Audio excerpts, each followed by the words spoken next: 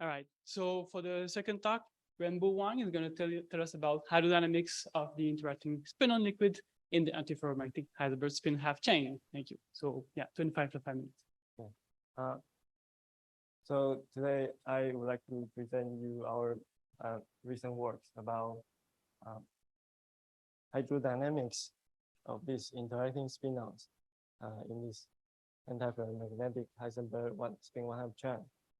So this is the outline of the talk, and so the Hamiltonian considered here is like a nearest neighbor spin-spin interaction and DyaloshinskiiMoriya interaction, which comes from spin orbital coupling, and then the magnetic field term coming just Riemann energy.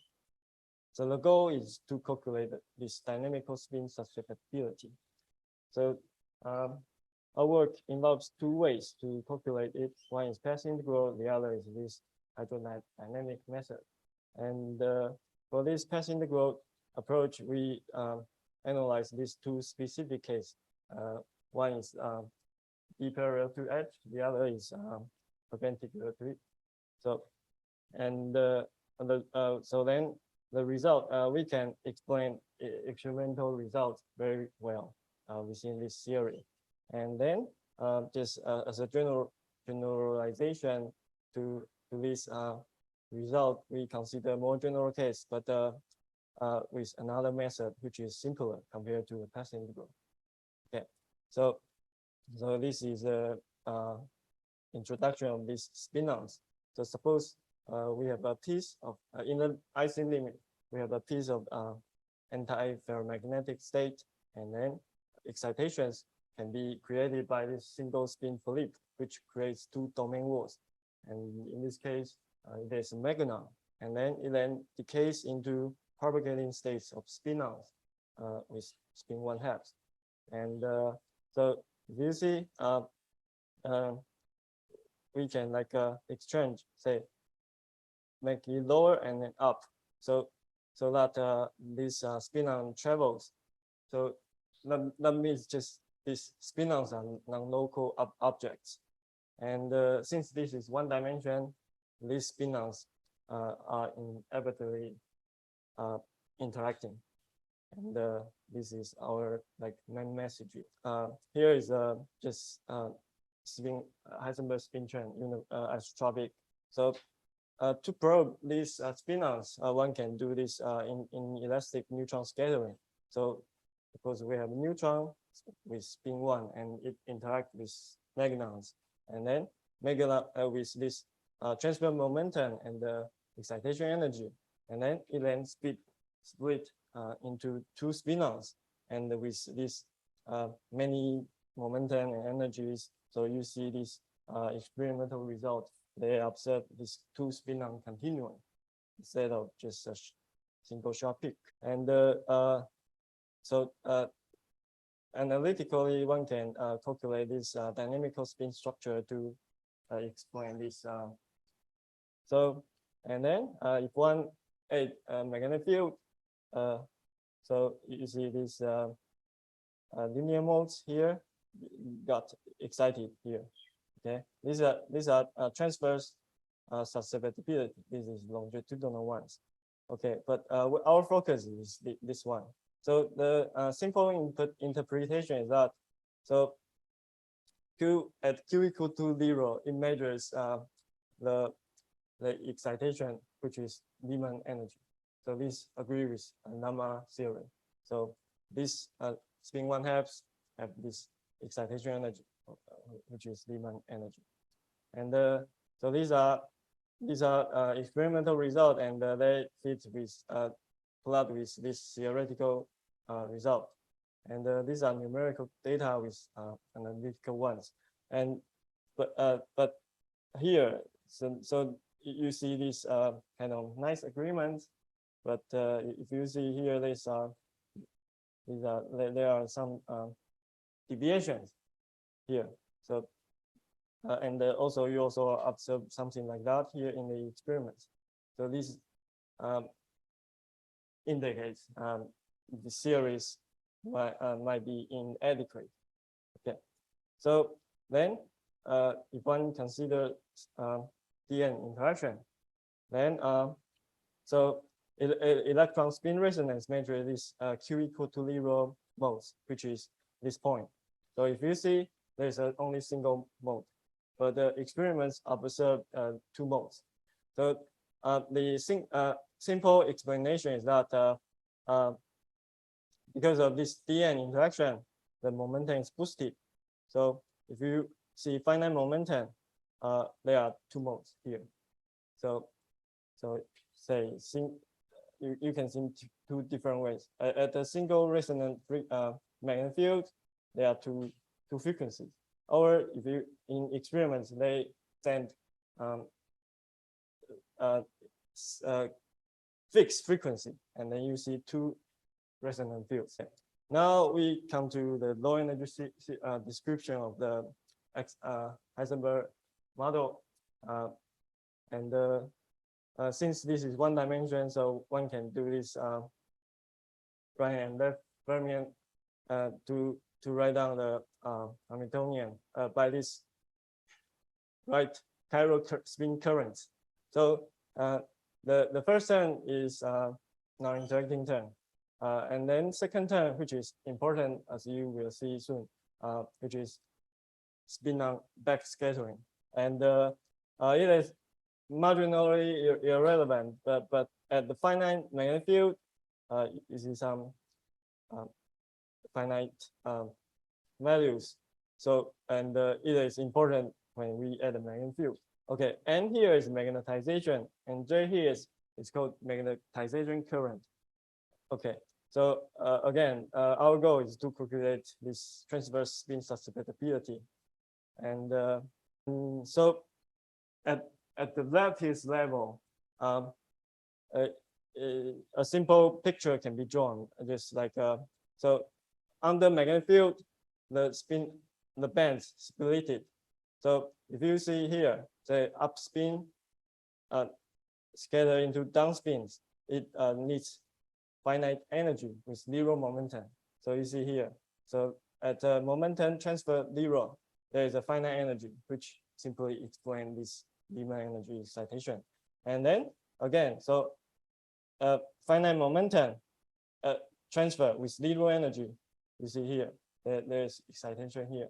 So this non-interacting picture just simply, and these are meanfield results. So just explain this wedge-like structure, and as you see here, and the same thing. So suppose one adds a DN term, then we can do a unitary transformation such that the DN term is absorbed in momentum, and then it is approximately equal to a isotropic chain with under magnetic field.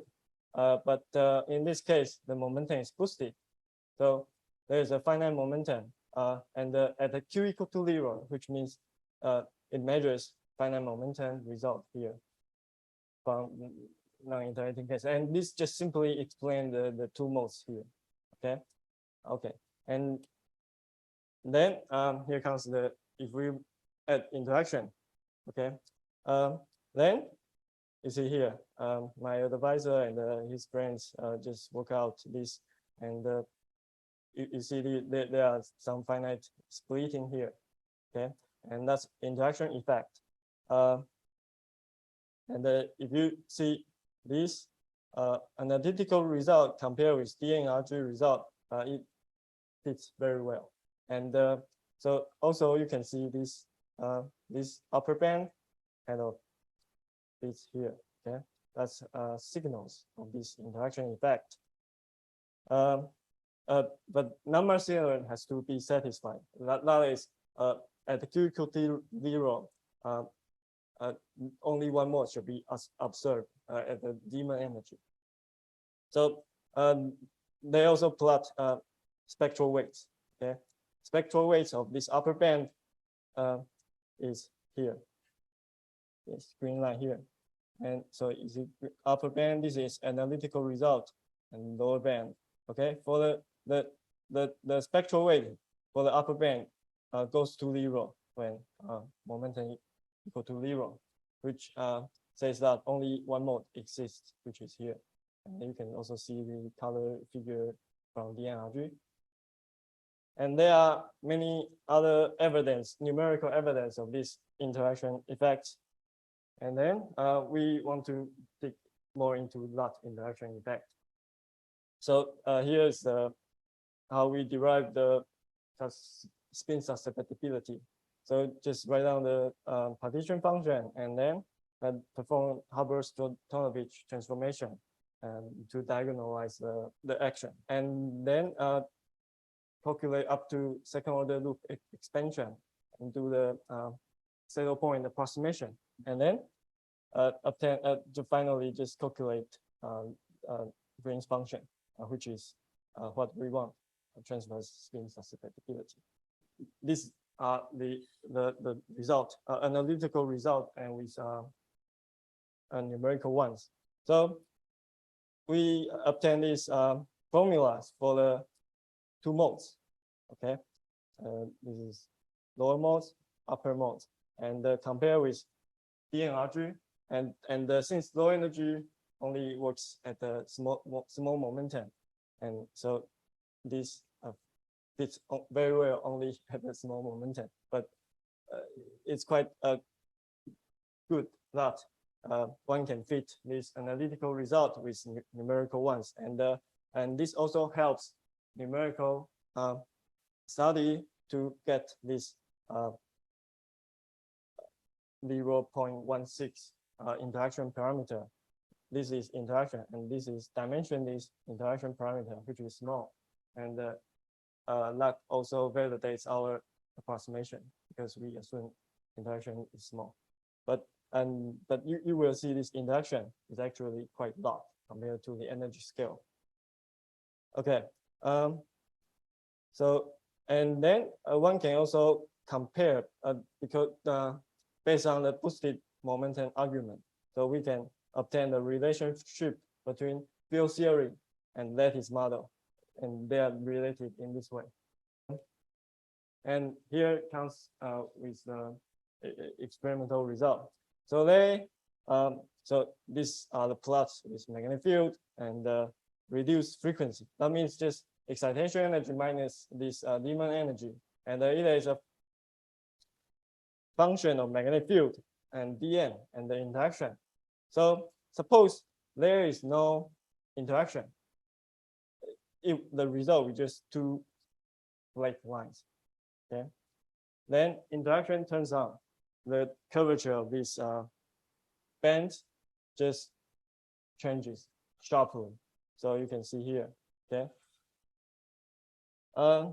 Then one can extract interaction strength through these plots, and this is experimental result 0.12, and quite close to DMRG result, theoretical ones, and also, and then next we just we can also calculate the intensity ratio. Okay, so you see this color line, they have different color, that just means the intensity are different. And then just compare the ratio. And now you see here, this is parameter free. Okay, they just put in all the non-parameter here and compare experimental result. Again, it shows very well agreements. Okay, this is the important result. Okay, and then actually the interaction depends on temperature, magnetic field. So it flows. And compare with RG result, again, it only shows slight deviations. That might be due to other tiny other effects. But the thing is that the constant interaction works very well in the region we consider. Okay. And then just as an extension, one consider perpendicular case, DM perpendicular to H case. And this is a bit, so the only thing changes is this, we need to, because they are now perpendicular, we need to do chiral rotation to diagonalize it, and it becomes very messy.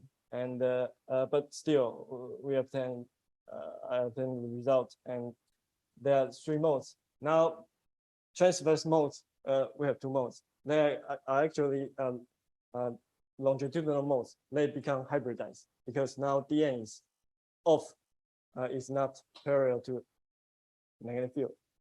Okay, then this is why we have 3 modes. Okay, so then so these are analytical results compared with DMRG. So again, it shows nice agreements, and also you see there is a splitting between upper optical mode, 2 optical modes, and this is a longitudinal one. Now it comes in because of DN is off parallel. And also we also predicts this splitting here. This is at a momentum equal to half of this effective magnetic field. Okay, and this splitting also you can also see from DMRG. So this is not artificial, I think. So if neutron inelastic neutron scattering accuracy is very good, one can probably probe this tiny splitting. This splitting is a combination of effects of interaction, magnetic field, and the DN interaction. If one of which is 0, then it closes. Okay, and so this splitting is just totally due to interaction. Then, because we want to consider more general case, and the perpendicular one is already 1 order of magnitude complicated than the parallel one. So we just trying to think other ways, and it turns out we find this simpler ways. Okay, it is just based on the Kac-Moody algebra of this spin current, which is commutation relation of this spin current, chiral spin currents. And then we just say this is magnetization and the taxation current. And so since you have commutation relation, you can just calculate Heisenberg equation motion. And then the thing what makes this problem difficult is this nonlinear term, which n plus j, and these are operator equation. So then we just luckily we only consider want to know excitations. So we just consider excitations. This is our excitations on top of this equilibrium ground state values. And so we have this magnetization due to magnetic field, and the DN interaction, magnetization due to DN interaction. And then write down the linearized hydrodynamic equation. And these are just linear equations, so one can solve it simply and Fourier transform. So since there are 2 vectors, so we have 6 quantities, so it's just 6 by 6 dimension. Dimension of 6 matrix equation, eigenvalue equation, and this you can think of the Hamiltonian and the energy, and then we just solve for the omega, which is the excitation energy, and then next step is just calculate retarded Green's function, and I define it here, which is just standard way, and so one can just use this eigenvalue equation and just inverse of it. Okay, so and this f comes from this is source term, so it comes from magnetic field, DN interaction, and the momentum k, and so the good thing is that it's just simple 6 by 6 equation, and it reproduces the same result with a Path integral, which is b equal to 0, and we check this parallel, and especially perpendicular case, which is more cumbersome. And then we have this confidence of this identity between these 2 methods, then we can consider arbitrary case where magnetic field and DN interaction can be have arbitrary angle. So here is a general case, but with this k equal to 0 result, which is electron spin resonance related. So in general, there are two modes as a function of theta, and the special point where Dn is perpendicular to H, they collapse to a single point. In the non-interacting case, in interacting case, they are always splitted. Okay, but as I said, we only need one mode at the q equal to 0. So this is also checked that the spectral weight goes to 0 as a function of theta for the upper mode here. And I didn't mention that this is also analytical result compared with DMRG. So again, it shows quite very well. Okay, but the thing is that okay. So if you want just check the modes observed, okay, at this theta and we see two modes, and this theta we see two modes. We cannot really tell the difference. So just by playing a centric, we compare the intensity ratio and the resonant field, because in experiments they send a single frequency and there are two resonant fields. Okay, and these are experimental results in the past, and then we just compare it. You see this. You see this is so n plus corresponding to this plus here. Sorry, plus here, which is this lower mode here. So and then you see they do not see the signals here. Okay, and this is interacting matches with interacting result. Okay, so this is the end of my talk, and these are my conclusions. So hydrodynamic approach is much simpler compared to path integral method, and the uniform DN interaction allows us to probe finite momentum regime, and backscattering, spin-on backscattering is both qualitatively and quantitatively crucial. They are crucial to susceptibilities, and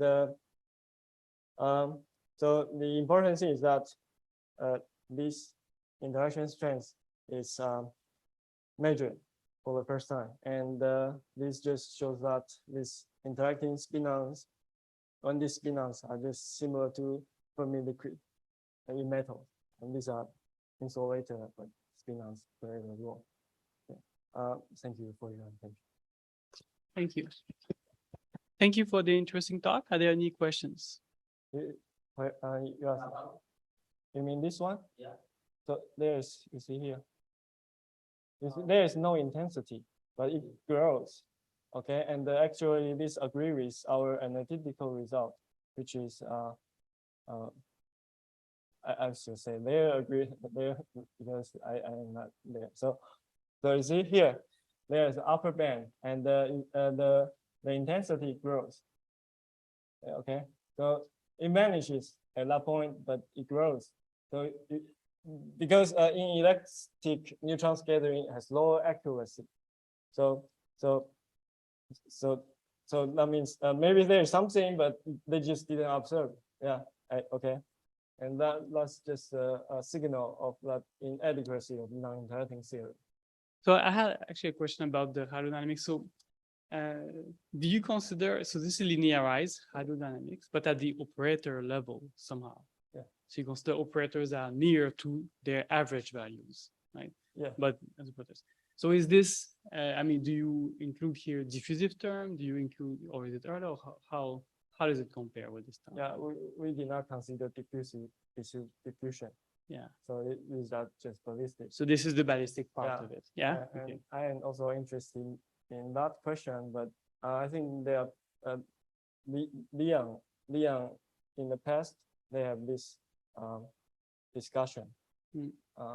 And they derive some Boltzmann equations. Yes. I have not digged into that.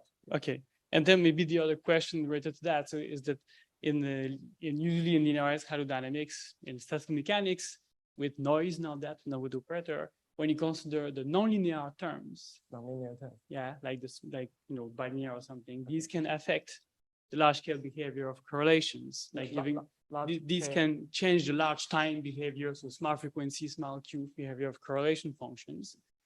Correlation functions in statistical mechanics, giving rise to KPZ, universality class, and all that. So even not considering diffusion, just the nonlinear terms actually change kind of what's the correction to ballistic and give some new things. So I was wondering if you could do something similar.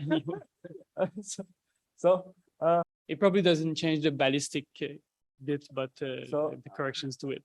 I could not at the moment. That's why we linearize it. Yes. Yeah, but I think I'm also, I'm very interested in this hydrodynamic equation because it exactly comes from the Hamiltonian. Yes. And if one can produce nice result from it. Yeah. But at our level, I think things are done, but I don't know if we keep that nonlinear terms there, how one solves it. Yeah, so typically it's hard to solve, we should probably solve it, but then one sees that it looks like a KPZ equation and then argues that it goes in KPZ class or something like that. Of course, you can solve it and can argue about the large scale behavior. I see. But I wouldn't know how to do with it. Okay. I was thinking about that. Thank you. Thanks. So we should stop here, and thanks again, speaker. There's now a break, half hour, and we come back in about